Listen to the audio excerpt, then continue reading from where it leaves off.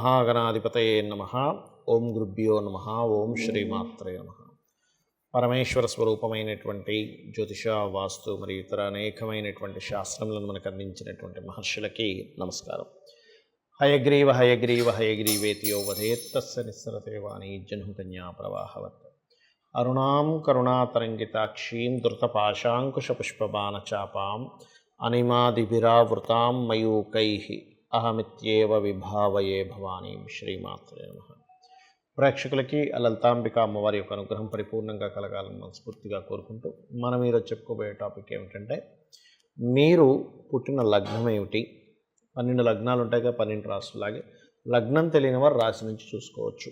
గుర్తుపెట్టుకుని నేను చెప్పే టాపిక్ ఏదైతే ఉందో, ఆ లగ్నరీత్యా లేదా రాశిరీత్యా మీరు జన్మించినప్పుడు మీ లైఫ్ లాంగ్ అంటే మొత్తం మీ జీవితంలో తీసుకోవాల్సిన జాగ్రత్తలు ఏమిటి, మీ లైఫ్లో ఏ గ్రహం స్టాండర్డ్గా ఉండేవి అంటే అలాగా మీ జన్మజాతకంలో ఈ యొక్క ప్లానెట్ యొక్క ప్రభావం ఇలా ఉంటుంది కాబట్టి మీరు ఈ జాగ్రత్త తీసుకోవాలి, ఇటువంటి అవకాశాలు వస్తాయి, ఈ విషయంలో ఈ దేవత ఆరాధన చేసుకుని మీకు వీక్గా ఉన్నట్లయితే అనేటువంటి అంశాలు మనం ఒక్కొక్క లగ్నరీత్యా ఒక్కొక్క రాశిరీత్యా మనం ఇప్పుడు తెలుసుకుందాం. కుంభలగ్నం లగ్నం నుంచి చూసుకోండి, లగ్నం తెలియని వారు రాశి నుంచి చూసుకోండి. బట్ లగ్నం ఈజ్ మోస్ట్ ఇంపార్టెంట్. కుంభంలో జన్మించాము, కుంభలగ్నంలో ఎవరైనా జన్మించారు అంటే హ్యాపీనెస్, ఎంజాయ్మెంట్ వాళ్ళకి ఎక్కువగా కావాలి. ఎప్పుడు హ్యాపీ వెతుక్కుంటూ ఉంటారండి. ఏడ్చుకుంటూ ఉండడం, ఏదో పోగొట్టుకున్నట్టుగా ఉండడం వాళ్ళ వల్ల కాదు. అది ఏ కేసెస్లో జరుగుతుంది అంటే, శాటర్న్ కనుక అంటే మీ లగ్నాధిపతి కనుక వైరాగ్య యోగాలు అండ్ డిప్రెషన్ యోగాలు ఉంటాయి కొన్ని. ఆ డిప్రెషన్ వైరాగ్య యోగాల్లో బలంగా పాడైపోతే ఎక్కడో లక్షలో అట్లాంటి వాళ్ళు ఉంటారు. బట్ కుంభలగ్నంలో జన్మించినటువంటి వారికి happiness and enjoyment and business mind, దీన్ని ఎట్లా సక్సెస్ చేయాలి, ఎట్లా హ్యాపీగా ఉండాలి, సరదాగా ఉండాలి, ఇది ఎక్కువగా ఉంటుంది. అయితే మీకు ధనాధిపతి గురువు అవుతాడు. ఈ ధన లాభాధిపతి గురువు అయినందుకు మీకు ఫైనాన్షియల్ లాభం అనేటువంటిది లేదా ఎనీథింగ్ లాభం అనేటువంటిది పర్టికులర్గా ఒకరికి గైడ్ చేయడం ద్వారా, మీరు ఒకరి చేత గైడ్ చేయబడడం వల్ల వస్తుంది. అయితే ఈ గైడింగ్ కారకుడు గురువు ఎంత బాగున్నాడు అనేది చూసుకోవాలి. ఇక్కడ మన జన్మజాతకంలో జూపిటర్ స్పాయిల్ అయ్యాడు, గైడింగ్ రిలేటెడ్ మూలంగా మీకు ఇబ్బంది అనేటువంటిది వస్తూ ఉంటుంది.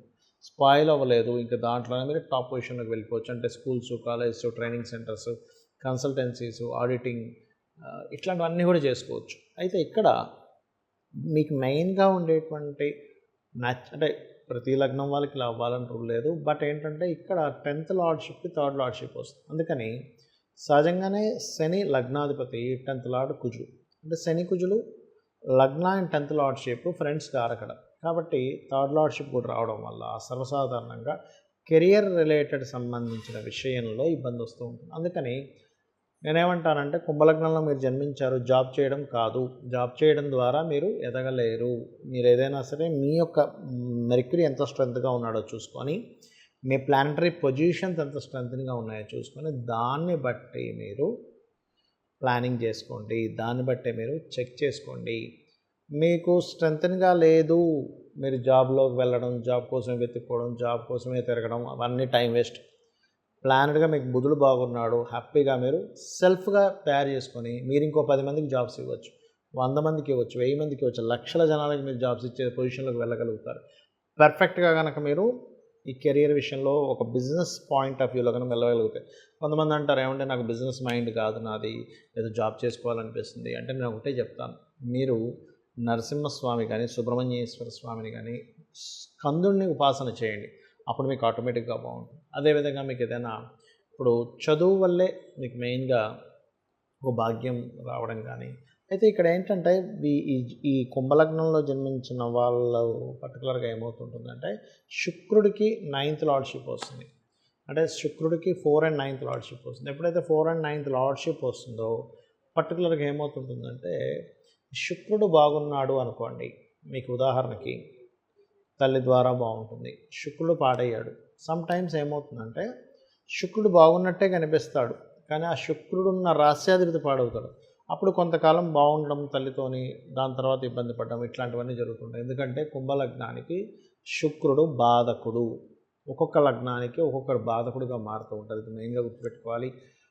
మీ బుధుడు గురువు కనుక బాగుంటే చాలామంది అడుగుతుంటారు, ఏమంటే నేను షేర్ మార్కెట్లో రాణించగలుగుతాను, ఆ షేర్ మార్కెట్లో రాణించాలంటే ఏం చేయాలి, ఇట్లాంటివన్నీ నేను ఒకటే చెప్తాను. మీరు కనుక షేర్ మార్కెట్లో రాణించాలంటే మీ జూపిటర్ అండ్ మెర్క్యూరీ బాగున్నాడు. బికాజ్ ఆఫ్ మీకు ఇన్బిల్ట్గా 2, 5, 8, 11 కాంబినేషన్ కుంభలగ్నం వారికి ఉంటుంది. అలా ఉన్నప్పుడు ఆ ప్లానటరీ పొజిషన్స్ బాగుండి ఒక్కటైనా కనీసం మీకు నీచభంగ రాజయోగం ఆర్ విపరీత రాజయోగం ఉందా, కళ్ళు మూసుకొని మీరు షేర్ మార్కెట్లో బాగా కలిసి వస్తాయి. ఈ కాంబినేషన్ లేదు, ఈ పొజిషన్స్ లేదు, అసలు అడుగు పెట్టకండి దయచేసి. ఎందుకంటే మీకు మెర్క్యూరీ అండ్ జూపిటర్ పాడయ్యాడు, ఒక విపరీత రాజయోగం నీచభంగ రాజయోగం కూడా లేదు, దాంట్లోకి ఎంటర్ అవ్వడం వల్ల ఇబ్బంది పడతారు. మీకు వచ్చే జీవిత భాగస్వామి కూడా కాస్త డిగ్నిఫైడ్ నేచర్ ఎక్కువగా ఉంటుంది, ఇది రెస్పెక్ట్ ఎక్కువ కోరుకుంటారు. అంటే మీరు కోరుకోరని కాదు, బట్ అట్లా ఉంటుంది ఆ యొక్క ఇది చూసుకున్నట్లయితే. అయితే ఇక్కడ మెయిన్గా ఏంటంటే మీ పూర్వజన్మ కర్మ అంతా కూడా మదర్తో లింకప్ అయి ఉంటుంది. అంటే తల్లికి ఏదైనా మీరు సేవ చేయడం కావచ్చు, తల్లి ద్వారానే మీరు చాలా విషయాలు మీరు మీ లైఫ్లో ముడిపడి ఉండడం కావచ్చు, అది గొడవ కానివ్వండి, లేకపోతే ఎనీథింగ్. మూన్ అంటే మనసుతో లింకప్ అయి ఉన్నటువంటి ఎవరినైనా బాగా ఇష్టపడడం వల్ల మానసికంగా ఇబ్బంది పడడం, లేకపోతే వాళ్ళతోనే ఆ లైఫ్ని ముందుకు తీసుకెళ్లాలనుకోవడం, మదర్లీ నేచరు, మనస్సు అండ్ ఈ దీంట్లో తిరుగుతూ ఉంటుంది ఎప్పుడు వీళ్ళకి. చాలామంది హోటల్స్ ఫుడ్ రిలేటెడ్ దాంట్లోకి వెళ్ళి కూడా దాంట్లోనే లోకం, అంటే ప్రతి ఒక్కరికి ఒకటి లోకం అయిపోతుంది చూసారు, ఇదే నా లోకం అయిపోయింది, ఇదే నా కర్మ అయిపోయింది అంటూ ఉంటారు. సో ఎమోషన్స్, మదర్ అండ్ ఎక్కువ తిరగడము అండ్ రకరకాల ప్రాంతాలకు వెళ్ళడము, ఇది మీ లోకం అవుతూ ఉంటుంది. అయితే ఇక్కడ ఒకటే, మీరు మీ లైఫ్లో మీ యొక్క కర్మ నుంచి బయటపడాలంటే విష్ణువుని ఆశ్రయించాలి, విష్ణు సహస్రనామాలు ఎక్కువగా చేస్తూ ఉండాలి, ఎక్కువగా అన్నదానం చేస్తూ ఉండాలి. మీ యొక్క కర్మ తొలగాలంటే జాబ్ పరంగా మీరు బాగా గ్రో అవ్వాలి అంటే ఓం మాణిక్య మకుటాకార జానద్వై విరాజితాయ నమః చేసుకోవాలి, లేదా ఇందాక నేను చెప్పినట్టుగా సుబ్రహ్మణ్యేశ్వర స్వామి ఆరాధన చేసుకుంటూ ఉంటే అన్ని విధాలు బాగుంటుంది మీకు. మనము ఒక్కొక్క ప్లానెట్ స్ట్రెంగ్త్ ఎంత ఉంది దాన్ని బట్టి రెమెడీ చేసుకోవాలని చెప్పాను నేను మీకు. అయితే ఇక్కడ ఒకటే గుర్తుపెట్టుకోండి, జ్యోతిష్శాస్త్రం అనేటువంటి దేనికి ఉంది అంటే మీకు ఒక వెలుగు, మీకు ఒక రూట్ చూపించడానికి మాత్రమే. అంతేగాని నా జీవితం ఇంతే, నా జాతకం ఇంతే, నేను ఇంకెప్పుడు ఇలాగే ఇబ్బంది పడాలని కాదు. మీకు ఒక తోవ తెలియట్లేదు ఒక దగ్గరికి వెళ్ళడానికి, మనం ఏం చేస్తాం, వెంటనే మన ఫోన్ ఓపెన్ చేసి అందులో సెర్చ్ కొడతాం, నేను ఇక్కడికి వెళ్ళాలంటే ఎలా వెళ్ళాలి, వెంటనే రూట్ చూపిస్తుంది. ఒక రోడ్డు బ్లాక్ అయితే ఇంకో రోడ్లోంచి ఎలా వెళ్ళాలో చూపిస్తుంది. అలాగే జ్యోతిష్శాస్త్రం కూడా ఒక దీపంలాగా జ్యోతి కాబట్టి వెలుగు చూపిస్తుంది. ఇప్పుడు ఉదాహరణకి ఇందాక మనం చెప్పుకున్నటువంటి జాతచక్రం స్ట్రెంత్ఫుల్గా ఉండాలి, ఉండకూడదని చెప్పాను. ఇప్పుడు ఉదాహరణకి మీకు ఒకవేళ నా యొక్క అంటే మీ జన్మజాతకంలో 10th లార్డ్ బాలేడు, ఉద్యోగంలో సరిగ్గా సెటిల్ అవ్వలేకపోతున్నారు అనుకోండి, వెంటనే మీరు ఏమీ కంగారు పడకుండా నేను అమ్మవారిని నమ్ముకున్నాను, నేను నామం చేసుకుంటాను, 100% నేను సక్సెస్ అవుతాను అనుకోండి. అది ఏమిటి అంటే ఓం శ్రీమాత శ్రీ మహారాజ్ని శ్రీమత్ సింహాసనేశ్వరి నమః, లేదా ఓం మాణిక్య మకుటాకార జానుద్వయ విరాజితాయ నమః. 40 minutes చేయండి, ఖచ్చితంగా మీకు మీ యొక్క జాబ్ సంబంధించిన విషయంలో 100% గ్రోత్ ఉంటుంది. అదేవిధంగా బెల్లం తినిపించండి, నువ్వులు దానంగా ఇవ్వండి, ఉలవలు దానంగా ఇవ్వండి. అలా కాదండి నాకు జాబ్ చేస్తున్నాను బట్ ఫైనాన్షియల్గా నేను ఎందుకు ఎదగలేకపోతున్నాను, నేను అనుకున్నంత ఎక్స్పెక్ట్ చేస్తున్నంత, నేను కష్టపడుతున్నంత ధనం రావట్లేదు, అప్పుడు ఎలాగా అంటే మీ 2nd లార్డ్ ఇక్కడ బలహీన పడ్డాడని అర్థం. అప్పుడు మీరు చేయాల్సింది ఏమిటి, ధనాధిపతి బలహీనంగా ఉన్నాడు, ధనం పెరగాలి. ఎలా పెరుగుతుంది, అమ్మవారి అనుగ్రహం ఉంటే పెరుగుతుంది. సింపుల్గా ఏం లేదు, చక్కగా మీరు ఒక తూర్పుకి ఎదురుగా కూర్చొని, లేదా సాయంత్రం పూట అయితే వెస్ట్ సైడ్ అయినా కూర్చోవచ్చు, కూర్చొని ఓం సంపత్కరీ సమారూఢ సింధుర వ్రజ సేవితాయే నమః, లేదా ఓం ధర్మాధ్యక్ష ధనాధ్యక్ష ధన ధాన్య వివర్ధనీయే నమః. ఇవి చూడ్డానికి లలితా సహస్రనామాలు కేవలం నామాల్లో అనిపిస్తాయి, కానీ ఇవి గుర్తుపెట్టుకోండి చూడ్డానికి నామములే కానీ బీజాక్షరములతో సమానము, వేదముతో వేద మంత్రాలతో సమానము. ఎందుకంటే అమ్మవారిలో నుంచే ఒక 8 కిరణములు వసిన్యాది వాగ్దేవతలు తెల్లటి కిరణాలు బయటకు వచ్చి చెప్పినటువంటి అంశం ఇది. కాబట్టి అపౌరుషములు అంటారు వీటిని. మీరేంటంటే అసలు ఇది చాలా స్ట్రాంగ్ అని మీరు బిలీవ్ చేయాలి, మీరు తెలుసుకొని చేస్తే దాని ఫలితం వేరుగా ఉంటుంది. అదేవిధంగా మరి కొంతమందికి బిజినెస్ చేస్తారు, జాబ్ కాకుండా అందులో బాగా రాణించాలని ఉంటుంది. అప్పుడు ఏం చేయాలి అంటే ఓం ఇంద్రగోప పరిక్షిప్త స్మరతూనాభజంగికాయై నమః చేసుకుంటూ ఉండాలి. ఇది మరొక విషయం ఏంటంటే ఇక్కడ దీంతోపాటు ఇక్కడ మీరు మరొక విషయం అర్థం చేసుకోవాల్సింది ఏమిటంటే ఇక్కడ ఎవరైనా కానీ ఒక్కొక్కరికి ఎలా ఉంటుందంటే జాబు బిజినెస్ ఇవన్నీ ఒక ఎత్తు అయితే వివాహం అవ్వట్లేదని బాధపడుతూ ఉంటారు. అప్పుడు ఏంటి, సప్తమ స్థానాధిపతి పాడయ్యాడని అర్థం. మీ జన్మజాతకంలో 7th లార్డ్ పాడయ్యాడు. 12 లగ్నాలు 12 డిఫరెంట్ 7th లార్డ్స్ ఉంటారు.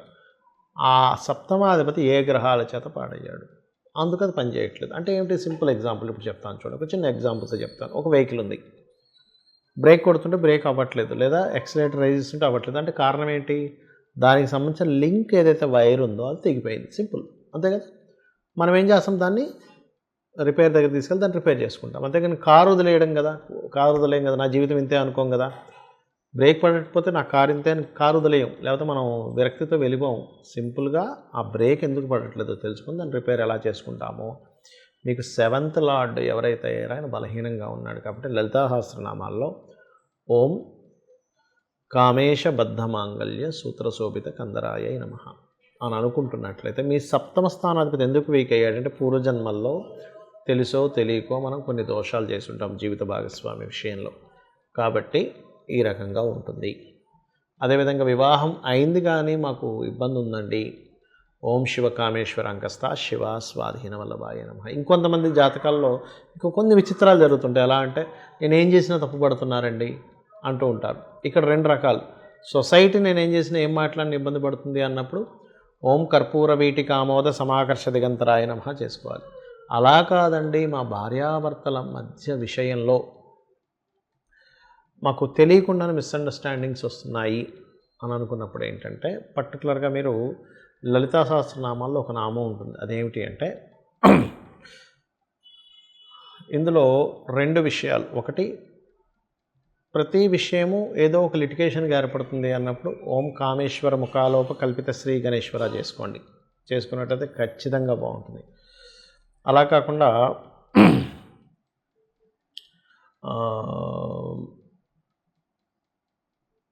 ఒక్కొక్కసారి ఏమవుతుంటుందంటే, ఏ పని చేస్తున్నా సరే ఆటంకం కలుగుతుంది అన్నప్పుడు కూడా ఈ నామం చేసుకోవచ్చు. కామేశ్వర ముఖాలోక కల్పిత శ్రీ గణేశ్వర అనేటువంటిది. ఈ రకంగా ఏంటంటే 1 కాదు 2 కాదు, మనకి జాబ్ కానివ్వండి, కెరియర్ కానివ్వండి, ఫైనాన్స్ కానివ్వండి, లలితా సహస్రనామాల్లో ఒక్కొక్క నామాన్ని మీరు భక్తి శ్రద్ధలతో కనుక చేసినట్లయితే మీ జన్మజాతకంలో ఎటువంటి యోగమున్నా, ఎటువంటి అవయోగమున్నా, యోగం ఉండి అది ఓపెన్ అవ్వట్లేదన్నా మంత్రం చేసుకుంటే ఓపెన్ అవుతుంది. అవయోగం ఉండి దాని ద్వారా ఏదైనా ఇబ్బంది వస్తుందని అనుకున్నా కూడా మీకు ఆ ఇబ్బంది అనేటువంటిది తొలగుతుంది. శ్రీమాత్రే నమః.